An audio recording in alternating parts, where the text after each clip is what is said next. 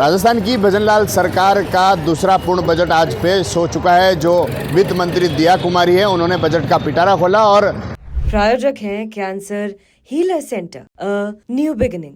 कहा गया कि जो बजट है उसमें सभी वर्ग हैं उनको साथ लेकर लिया गया है। ऐसे में हमारे साथ उदयपुर के कुछ लोग हैं, क्योंकि बजट में चर्चा उदयपुर के जो पर्यटन क्षेत्र हैं उसको लेकर काफ़ी बनी हुई है। हमारे साथ बातचीत करने के लिए उदयपुर के लोग इनसे बात करेंगे। जिस तरह का आज बजट पेश किया गया, क्या लगता है कि इस बार के बजट में क्या मिला है? देखिए, जो पिटारा खोला गया है बजट का माननीय दिया कुमारी जी द्वारा, वो पूरा निराशाजनक है। बजट में आम आदमी को कोई राहत नहीं है किसी भी तरह की। उदयपुर शहर को इन्होंने कुछ भी नहीं दिया, जबकि ये इतना बड़ा पर्यटक स्थल है कि यहाँ बेहिसाब इनको पैसा देना चाहिए जिससे आम आदमी में रोज़गार बढ़े।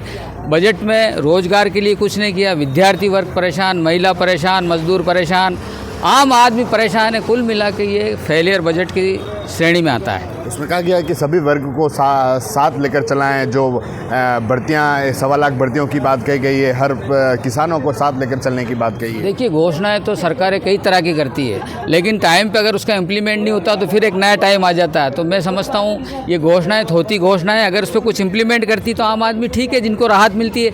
लेकिन बजट आम आदमी को देख के बनाना चाहिए जिससे आम आदमी को राहत मिले। ये बजट पूरी तरह से फेलियर बजट मानते हैं हम। आप बताएं सर, किस तरह का बजट है? क्या लगता था कि उम्मीद थी और क्या मिला क्या है इस बार? बहुत कुछ दिया है सरकार ने। जो भी आज बजट पेश हुआ है बहुत ही शानदार बजट पेश हुआ है। व्यापारी वर्ग के लिए, डायबिटीज़ वालों के लिए, 70 साल की उम्र के वालों के लिए जितनी भी योजनाएं दी है, और भारतीय जनता पार्टी जो भी बजट पेश करती है वो बड़ा शानदार करती है, और हर वर्ग इस पार्टी से खुश हैं। और आने वाले साल में जितने भी नए बजट दे रही है बहुत शानदार दे रही है। और आप परचम देखो ना, आप दिल्ली के अंदर एक भी सीट कांग्रेस की नहीं आई है और बीजेपी का परचम भराया है। और आप देख लो, ये सब सारी योजना है और इनकी जो जितनी भी योजना है और सारी ये शानदार योजना है। और इसी तरह से पार्टी आगे बढ़ती जा रही है और आगे बढ़ेगी। और उदयपुर तो वैसे ही अपने आप में एक बहुत ही वर्ल्ड का एक नंबर 1 सिटी है, उसको कहाँ के लिए कोई मोहताज नहीं है। और नई बजट आया कोई बात नहीं, अपने आप में बहुत गर्व महसूस है। लेकिन पर्यटन को लेकर बड़ा सवाल है, क्योंकि उदयपुर है जो पर्यटन शहर है, और ये है कि जो पर्यटन को लेकर जो बात की है वह जो आदिवासी क्षेत्र हैं या फिर जो दूसरा उसको बढ़ावा देने, शहर में ऐसा कोई बजट नहीं आया। नहीं है कोई बात नहीं, अपने आप में उदयपुर बजट की कहीं ज़रूरत नहीं है उदयपुर में। अगर कहीं छोटी मोटी ज़रूरत है तो वो अगले साल हो जाएगा। आज हर बार ज़रूरी नहीं है हर बार उदयपुर को मिले। इस बार उदयपुर को नहीं देखे, आसपास में दिया है तो अच्छी बात है, दिया है ना, काम तो कर रही है ना सरकार, कोई फ़र्क नहीं पड़ता उससे। आप बताएं सर, जिस तरह से बजट को लेकर कई सारी उम्मीदें थी, लेकिन क्या बजट में क्या मिला है? क्या मैं उदयपुर का हूँ, उदयपुर की बात करूँगा। जिस तरह से आप देखें बजट में, केंद्र के सरकार के बजट में भी कोई प्रावधान नहीं मिला, राज्य सरकार के कोई बजट में कोई प्रावधान नहीं मिला। आप उदयपुर को क्यों भूल रहे हैं? मुझे लगता है कि कहीं ना कहीं हमारे नेताओं में, विधायकों में, सांसदों में, हमारे यहाँ के लोगों में कहीं ना कहीं कमी होगी। इस वजह से उदयपुर को बजट में कोई प्रावधान नहीं दिया गया, कोई नाम नहीं दिया गया। शिक्षा के क्षेत्र में आप देखो, पिछली सरकार जब गहलोत सरकार थी, उन्होंने जहाँ जहाँ महाविद्यालयों की घोषणा की तो महाविद्यालय बन के तैयार हो गए ना, बच्चे पढ़ रहे हैं, उनका रिजल्ट आ चुका है। आप देखें कि साल 1.5 साल में जो सरकारें बजट को बोलती है उस पर कितना इम्प्लीमेंटेशन हो रहा है। पिछली सरकार को मैं देखता हूँ कि कहीं ना कहीं बहुत 100 में से 100 अंक या 10 में से 10 अंक दूंगा।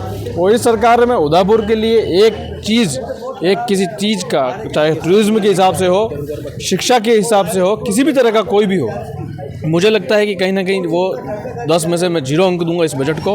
और मैं इस बजट से बिल्कुल नाखुश हूँ, क्योंकि ना गरीब तबका वर्ग की बात हुई, ना मध्यम वर्ग की बात हुई, केवल और केवल बात हुई तो झूठे प्रलोभन के लिए।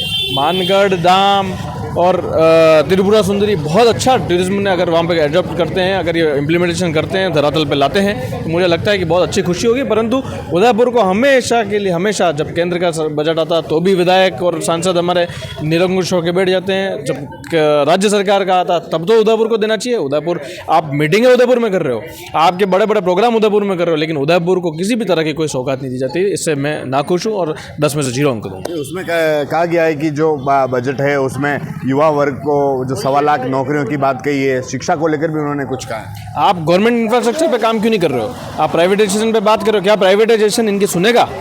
क्या सरकारों की या नेताओं की कोई सुनता है? मुझे नहीं लगता, क्योंकि अगर सुन रहा होता तो प्राइवेटाइजेशन पे एक बहुत बड़ी लगाम लगी होती। जो मनमानी फीस, जो मनमानी जॉब का समय, जो मनमाना लोगों पे दबाव डालने का जो है, आप प्राइवेटाइजेशन के आज युवाओं को देखो, हर आदमी, हर युवा मुझे लगता है कहीं ना कहीं एक डिप्रेशन का शिकार है। जो कि समय सीमा होना चाहिए, जो मापदंड होने चाहिए कि कितनी सैलरी कितने घंटे के लिए होना चाहिए, ये कहीं भी किसी भी तरह का कोई मापदंड इन्होंने तय नहीं किया हुआ है। आप बताएं, जिस तरह का जो बजट आज पेश हुआ है, तो क्या लगता है कि इस बजट में क्या मिला है वर्ग को? मैं देखता हूँ ये राज्य सरकार ने जो बजट पेश किया है दिया कुमारी जी ने, जो बहुत संतुलित बजट है। इसमें बुजुर्ग लोग, महिला वर्ग, किसान वर्ग, युवा वर्ग सबको मिलकर ध्यान दिया गया है। बुजुर्गों के लिए सबसे बड़ी राहत का काम किया गया कि उनको मेडिसिन घर पे बैठे मिल रही है, 70 वर्ष से आयु वाले।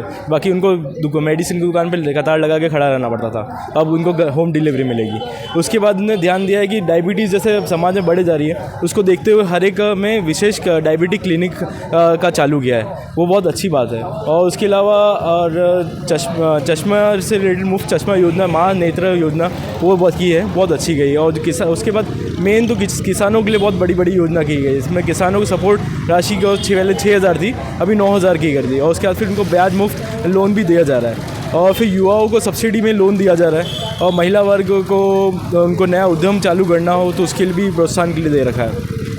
कुल मिला के बजट बहुत अच्छा दिया गया है। लेकिन इसमें जो उदयपुर है, उदयपुर का जो पर्यटन है, उसको लेकर चर्चा है कि उदयपुर के इस पर्यटन को कुछ नहीं मिला है।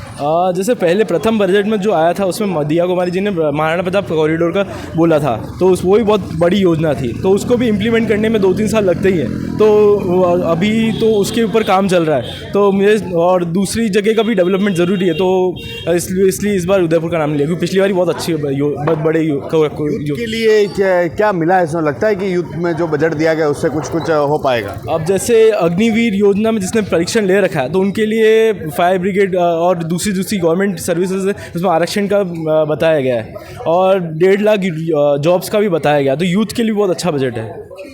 तो ये थे उदयपुर वासी, जिनसे हमने जाना कि इस बजट में क्या उम्मीदें थी और इस बजट में इन्हें क्या मिला है। TV9 के लिए राजेश डांगी। प्रायोजक हैं cancer healer centre, a new beginning.